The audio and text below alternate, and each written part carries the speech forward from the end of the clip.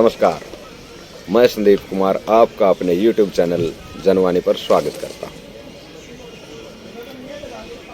आज हम बात करेंगे भारतीय राजनीति के उस घटनाक्रम की जिसने गुजरात की रियासत में एक नई करवट ले ली है। मुख्यमंत्री को छोड़कर पूरा मंत्रिमंडल बदल दिया गया है। इस परिवर्तन का केवल राज्य स्तर पर ही नहीं बल्कि राष्ट्रीय राजनीति पर भी प्रभाव पड़ सकता है। आइए इसको विस्तार से समझते हैं। गुजरात में अभी हाल ही में बड़ा राजनीतिक बदलाव हुआ है, उसने सबको चौंका दिया। मुख्यमंत्री भूपेंद्र पटेल को उनके पद पर बनाए रखा गया है, लेकिन उनके नेतृत्व में कार्यरत पूरे मंत्री परिषद को पूरी तरह से नए तैयार किया गया है, नए सिरे से बदला गया है। एक नया मंत्रिमंडल का विस्तार किया गया है। पहले मंत्रिमंडल में 17 मंत्री हुआ करते थे, लेकिन अब यह संख्या बढ़कर 26 हो गई है। इतना ही नहीं, एक नया उप मुख्यमंत्री भी नियुक्त किया गया है, हर्ष सांघवी, जो इससे पहले गृह राज्य मंत्री के रूप में कार्यरत थे। उनका एकदम से डिप्टी सीएम बन जाना कई संकेत देता है, जिन पर हम आगे चर्चा करेंगे। संविधान में मंत्रियों की संख्या कितनी है और संख्या खेल क्या है, अब हम बात करेंगे इस पर। गुजरात विधानसभा में कुल 182 सदस्य हैं। भारत के संविधान के अनुसार किसी राज्य में यदि केवल एक विधानसभा है और विधान परिषद नहीं है तो अधिकतम 15% सदस्य मंत्रिमंडल में शामिल हो सकते हैं। इसका अर्थ है कि गुजरात में अधिकतम 27 मंत्री बन सकते हैं। अभी मुख्यमंत्री सहित 26 मंत्री बनाए गए हैं, यानी अभी भी एक स्थान रिक्त है, खाली है। इससे संकेत मिलता है कि भविष्य में और भी जोड़ तोड़ का विस्तार संभव है। अब हम बात करेंगे इस्तीफे की कहानी और नए चेहरों की। सभी मौजूदा मंत्रियों से सामूहिक रूप से इस्तीफे ले लिए गए। इनमें से 6 मंत्रियों के इस्तीफे अस्वीकार किए गए, जबकि बाकी 10 मंत्रियों को बाहर कर दिया गया। उनके स्थान पर कुल 19 नए चेहरों को मंत्री परिषद में शामिल किया गया है। इनमें 2 नाम विशेष रूप से उल्लेखनीय हैं। नंबर 1, अर्जुन मोढवाडिया, पूर्व कांग्रेस अध्यक्ष, जो राहुल गांधी के करीबी माने जाते थे, लेकिन अब बीजेपी में शामिल होकर मंत्री बन गए हैं। यह कदम कांग्रेस की कमजोर स्थिति को दर्शाता है। और नंबर 2, रिवाबा जडेजा, भारत के प्रसिद्ध क्रिकेटर रविंद्र जडेजा की पत्नी, पहली बार विधायक बनी और तुरंत राज्य मंत्री का दर्जा मिल गया। अब हम बात करें चाय पार्टी के पीछे की रणनीति क्या रही। 2021 में भी ऐसा ही बदलाव हुआ था। तब मुख्यमंत्री भूपेंद्र पटेल को विजय रूपाणी की जगह मुख्यमंत्री बनाया गया था। उस समय भी सभी विधायकों को राजभवन में चाय पार्टी के बहाने बुलाया गया था। पार्टी के भीतर जो बदलाव हुआ उसकी भनक बाहर तक नहीं पहुंचने दी। उस दिन वे मंत्रियों से उसी प्रकार से इस्तीफे लिए गए थे जैसे अब लिए गए। फर्क सिर्फ इतना है कि उस बार मुख्यमंत्री भी बदला गया था और इस बार मुख्यमंत्री को नहीं बदला गया। लेकिन क्या यह स्थायी स्थिति है, इस पर भी सवाल उठते हैं। और अगर हम बात करें हर्ष सांघवी के बारे में कि ये भविष्य के मुख्यमंत्री बनेंगे या नहीं बनेंगे, हर्ष सांघवी का गृह राज्य मंत्री से सीधे डिप्टी सीएम बनना मामूली बात नहीं है। वह जैन समुदाय से आते हैं, साफ सुथरी उनकी छवि है और प्रशासनिक दक्षता के लिए पहचाने जाते हैं। राजनीतिक गलियारों में यह भी चर्चा गर्म है कि 2027 के विधानसभा चुनाव से पहले उन्हें मुख्यमंत्री बनाया जा सकता है। लेकिन सवाल यह भी है कि क्या भाजपा चुनाव से पहले पटेल समाज के मुख्यमंत्री को हटाने की जोखिम लेगी। मुख्यमंत्री पटेल इसी समुदाय से आते हैं। हालांकि भाजपा के लिए गुजरात में कुछ भी असंभव नहीं लगता, क्योंकि 28 वर्षों की सत्ता के बावजूद पार्टी विरोधी लहर का असर कम है, क्योंकि विपक्ष कांग्रेस क्योंकि विपक्षी कांग्रेस अपनी पकड़ एक प्रकार से खो बैठी है।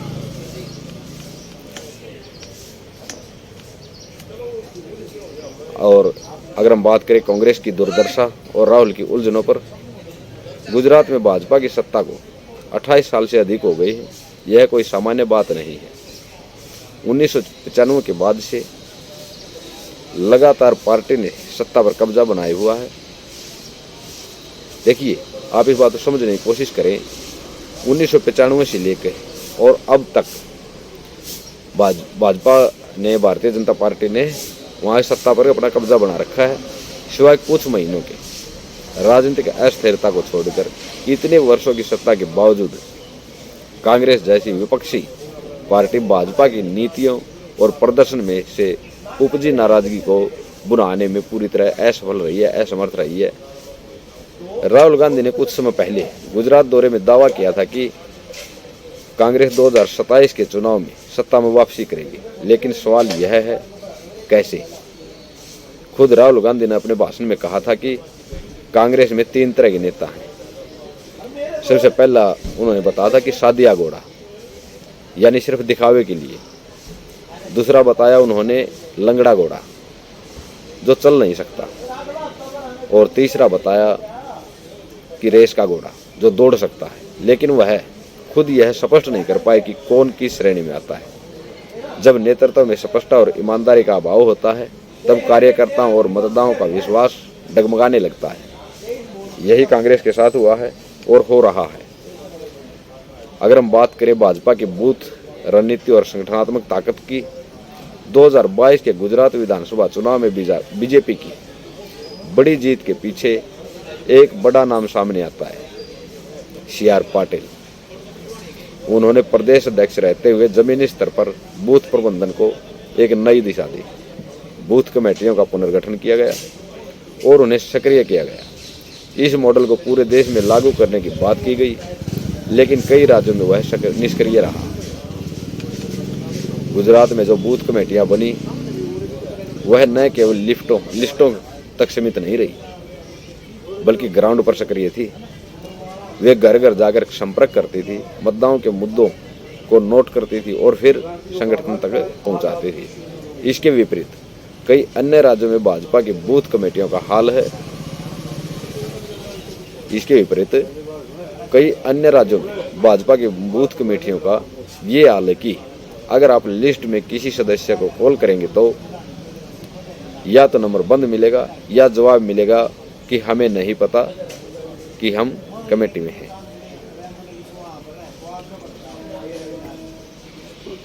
या नाम है काम किया। अगर हम बात करें बनारस से मिले संकेत और राष्ट्रीय सत्र की विफलताएं, 2024 के लोकसभा चुनाव में प्रधानमंत्री नरेंद्र मोदी ने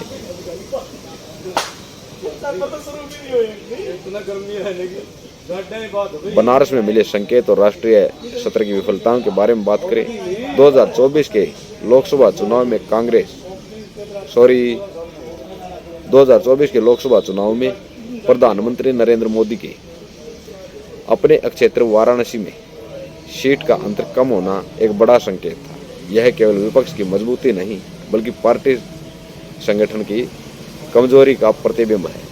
बूथ लेवल मैनेजमेंट विफल रहा, जमीनी कार्यकर्ताओं से संपर्क टूट गया है और मतदाता तक पार्टी की बात से नहीं पहुंच रही है सही तरीके से।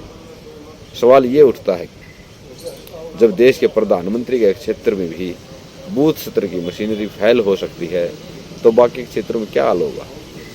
यह स्थिति बताती है कि पार्टी संगठन में जवाबदेही का भारी अभाव है। जिम्मेदारी से कोई बात नहीं, जवाब नहीं मांगता, और जब कोई कार्रवाई नहीं होती तो एक संदेश जाता है, काम करो या ना करो, कोई फर्क नहीं पड़ता। अगर हम बात करें हर्ष सांघवी की, एक संकेत और एक प्रयोग की, हर्ष सांघवी का उप मुख्यमंत्री बनना न केवल प्रशासनिक नियुक्ति है, बल्कि यह एक राजनीतिक संदेश भी है। यह स्पष्ट रूप से मुख्यमंत्री पटेल के लिए एक इशारा है कि अब उनका समय सीमित हो चुका है। भाजपा आमतौर पर बड़े बदलाव चुनाव के पहले करती है ताकि नए चेहरे को स्थापित करने का समय मिल सके। ऐसे में यह कहना गलत नहीं होगा कि हर्ष सांघवी को अब भविष्य का मुख्यमंत्री मान लिया गया। बस वक्त तय होना बाकी है, चुनाव से पहले या चुनाव के बाद। अगर हम बात करें कांग्रेस के अतीत की और भाजपा के वर्तमान की, कामराज प्लान की वापसी की, आज तो गुजरात में हो रहा है। आज जो गुजरात में हो रहा है वह हमें 1950 से 1960 के दशक में कामराज प्लान की याद दिलाता है, जब तत्कालीन प्रधानमंत्री जवाहरलाल नेहरू ने वरिष्ठ मंत्रियों और मुख्यमंत्रियों से इस्तीफे लेकर अपने नजदीकी और अनुकूल नेताओं को स्थान दिया। उस समय इसका मकसद था संगठन को मजबूत करना और सरकार में चयनित लोगों को शामिल करना, लेकिन बाद में यही रवैया कांग्रेस की सबसे बड़ी कमजोरी बन गया। अत्यधिक सेंट्रलाइजेशन, निर्णयों पर पारदर्शिता की कमी और स्वायत्तता नेतृत्व की समाप्ति। भाजपा क्या उसी रास्ते पर जा रही है? क्या गुजरात का प्रयोग आने वाले समय में दूसरे राज्यों में भी दोहराएगा? अगर अब बात करें क्या मुख्यमंत्री अब सिर्फ शोभा की वस्तु है? गुजरात के मंत्रिमंडल में हुआ बदलाव जितना बड़ा है उतना ही चौंकाने वाला भी है। हैरानी की बात यह है कि मुख्यमंत्री भूपेंद्र पटेल को भी इस बदलाव की पूर्ण जानकारी नहीं थी। ऐसा अनुमान है जिन नेताओं को हटा दिया गया उन्हें एक दिन पहले तक पता नहीं था कि उनका इस्तीफा लिया जा रहा है। आज की भाजपा में स्थिति ऐसी हो गई है कि मुख्यमंत्री बनना किसी पुरस्कार से कम नहीं, लेकिन उनकी भूमिका अब कार्यकारी मुखिया से ज़्यादा नहीं रह गई है। असली ताकत कहीं और है, दिल्ली में पार्टी के शीर्ष नेतृत्व के पास। मुख्यमंत्री को यह संदेश दिया गया है कि आपको बनाया गया है, यह एहसान समझिए, चलाइए सरकार, लेकिन फैसले हम करेंगे। कांग्रेस कैसे टूटी और क्या भाजपा भी उसी राह पर है? अगर हम कांग्रेस के टूटने की बात करें और भाजपा क्या शायद अब उसी रास्ते पर जाने लग रही है, उसके बारे में बात कर रहे हैं। भारतीय राजनीति के इतिहास में कांग्रेस का पतन एक शोध का विषय बन चुका है। कभी जिस पार्टी ने देश पर दशकों तक राज किया, आज वह ज्यादातर राज्यों में प्रशासनिक ताकत खो चुकी है। कांग्रेस का सबसे बड़ा पतन तब शुरू हुआ जब हाईकमान संस्कृति हावी हो गई। नीचे से आने वाली आवेदों को दबा दिया गया। संगठन और सरकार में बैठे लोगों की भूमिका नहीं बची। सब कुछ शीर्ष नेतृत्व तय करने लगा। भाजपा ने देश दशकों तक इससे खुद को अलग रखा था, लेकिन अब वही रवैया पार्टी में दिखने लगा है। सवाल ये नहीं है कि आज क्या असर होगा, सवाल ये है कि 5-10 साल बाद इसका परिणाम क्या होगा। तो आज के इस अंक में इतना ही, आज की इस विषय पे इतना ही। नमस्कार। और आप इस विषय पर अपनी कमेंट के जरिए राय अवश्य रखिए, अपने सुझाव हमें देते रहिए। तब तक के लिए नमस्कार। जाते जाते आपसे एक और रिक्वेस्ट करूंगा, प्रार्थना करूंगा, विनती करूंगा